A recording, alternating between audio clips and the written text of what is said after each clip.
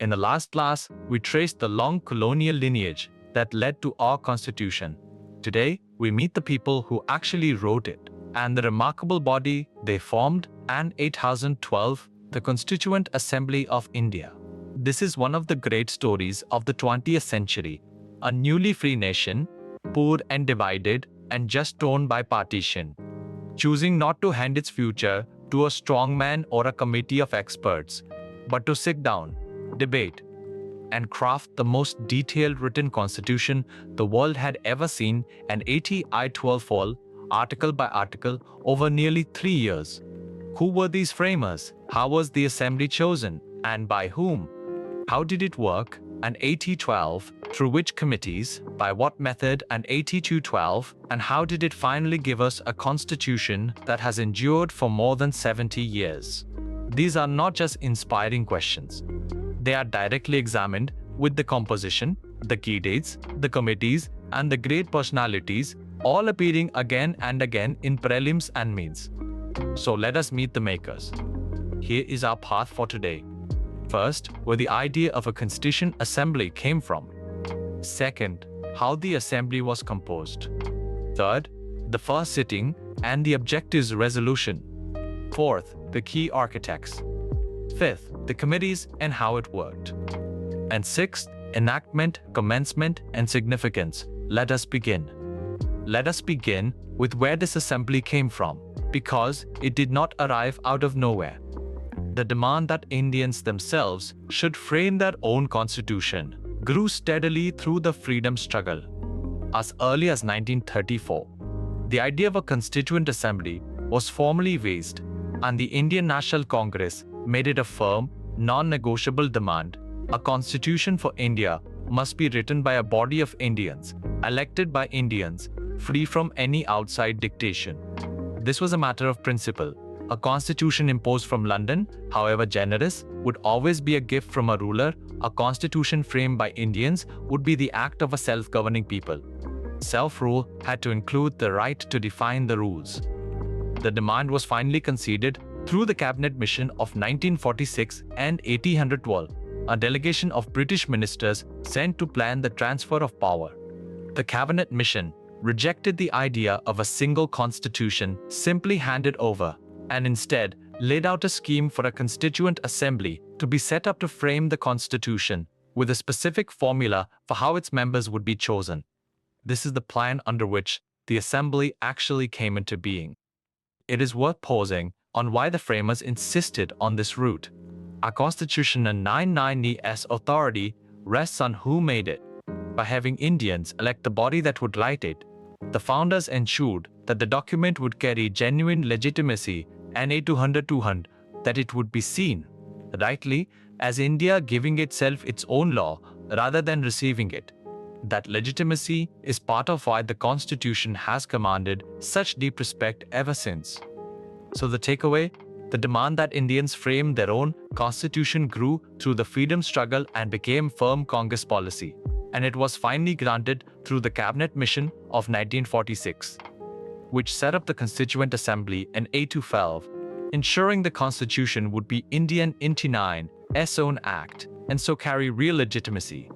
Now let us see how this assembly was actually put together, because the method matters and it is a favorite of examiners. The members of the Constituent Assembly were not elected directly by the people. In 1946, India did not have universal adult franchise, and organizing a direct nationwide election in those conditions was impossible. Instead, the members were elected indirectly and 1842, chosen by the elected members of the provincial legislative assemblies, who had themselves been elected on a limited franchise. Seats were allocated to each province and to the princely states roughly in proportion to their population, and within each province, they were divided among the main communities. It was an indirect election, but it was still a genuine election by elected representatives. The result was an assembly that, for its time, was strikingly representative. Although the Congress dominated it, the assembly deliberately drew in the finest legal minds, distinguished public figures, and members from across religions, regions, castes, and communities, including women.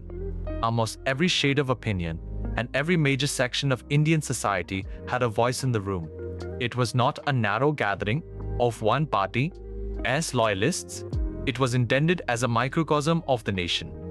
Two consequences of the timing must be held clearly for the exam. First, after the partition in 1947, the assembly was reconstituted and its strength was reduced as the members from the areas that became Pakistan withdrew. Second, and crucially, the same assembly also served as the provisional parliament of India after independence and 212. It made ordinary laws for the country while simultaneously framing the constitution, wearing two hats at once. So the takeaway, the Constituent Assembly was chosen by indirect election through the provincial assemblies, deliberately broad in its representation of communities and regions, reconstituted and reduced after partition, and it doubled as the provisional parliament while it framed the constitution. With the assembly formed, let us step into the room for its opening and a single document that set its soul. The Constituent Assembly held its first sitting in December 1946. Its very first act was to elect a temporary chairman, and shortly afterward, Dr. Rajendra Prasad was elected as its permanent president, and 212, the Metropolitan Area Network, who would preside over the whole 3-year endeavor. From that first meeting, the assembly settled into the serious, unhurried work of building a constitution from the ground up. The defining moment came a few days later, when Jawaharlal Nehru moved the Objectives Resolution. This was a short but soaring statement of the aims and philosophy that were to guide the entire framing, that India would be an independent, sovereign republic, that it would secure to all its people justice, liberty, and equality, that power would flow from the people, and that the rights of minorities and the underprivileged would be protected. It was the ideological compass of the whole exercise. The importance of that the resolution goes far beyond a single day and ache proceedings. In modified form, the Objectives Resolution became the preamble to our Constitution anti-handed at Hontual, the famous opening words that declare India a sovereign, socialist, secular, democratic republic and set out its highest goals. So the values Nehru placed before the assembly at the very beginning are, quite literally, the values enshrined at the very front of the document we live under today. The beginning became the preface.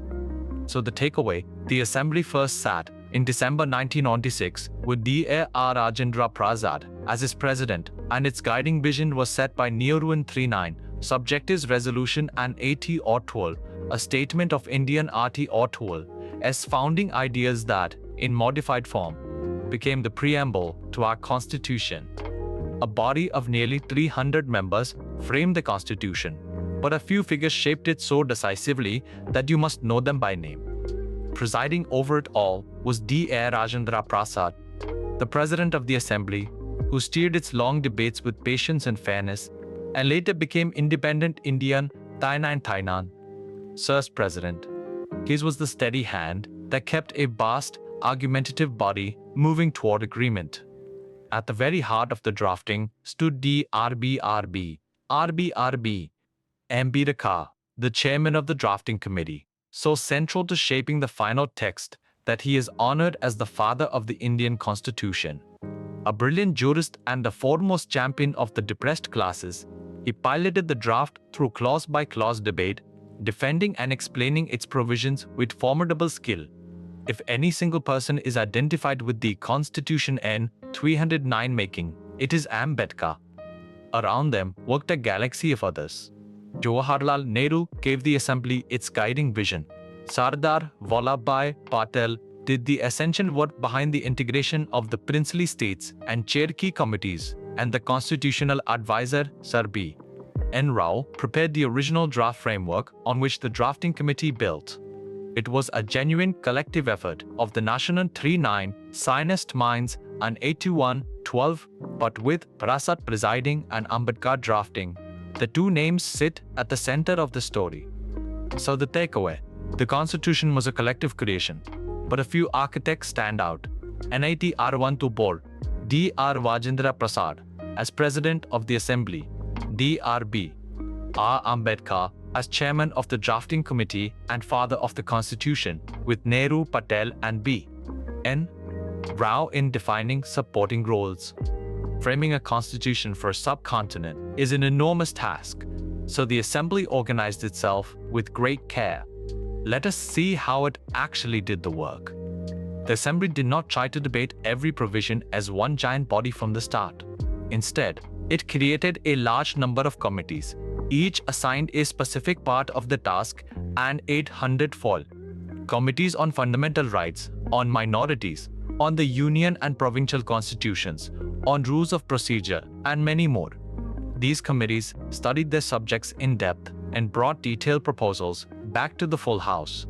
This division of labor is how a body of hundreds could handle a document of hundreds of articles without collapsing into chaos. The most important of them was the drafting committee, set up in 1947 and chaired by Dr. R. Ambedkar.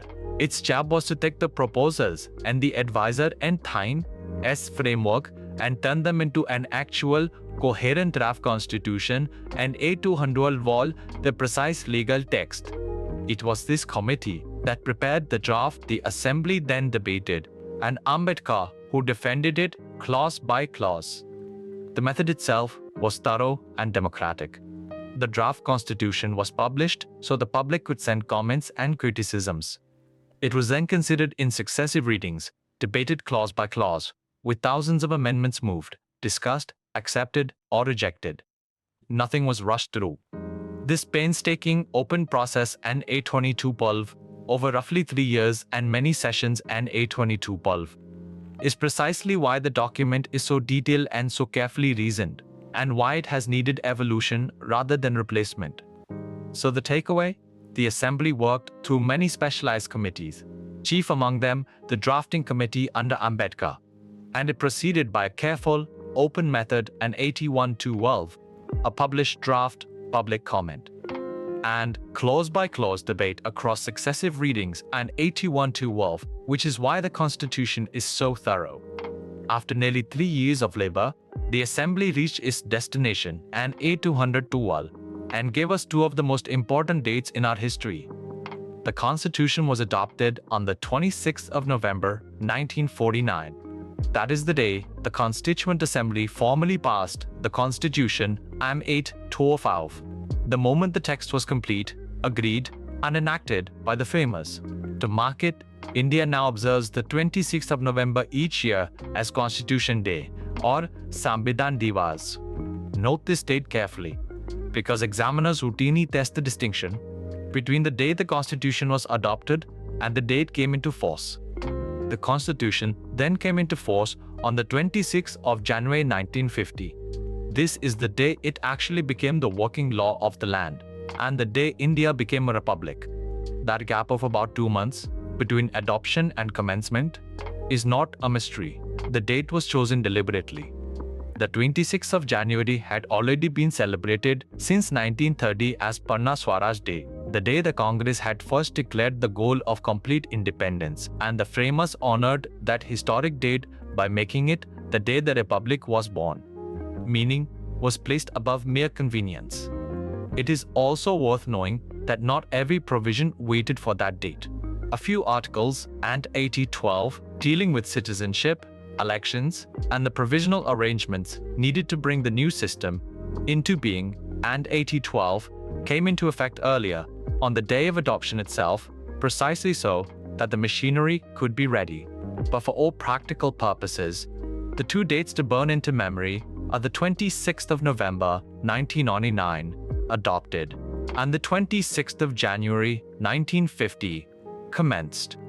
So the takeaway, the Constitution was adopted on 6 November 1949 and 8200, now Constitution Day, and 8200 came into force on 6 January 1950, a date deliberately chosen to honor the 1930 Parna Swaraj Declaration and the day India became a republic.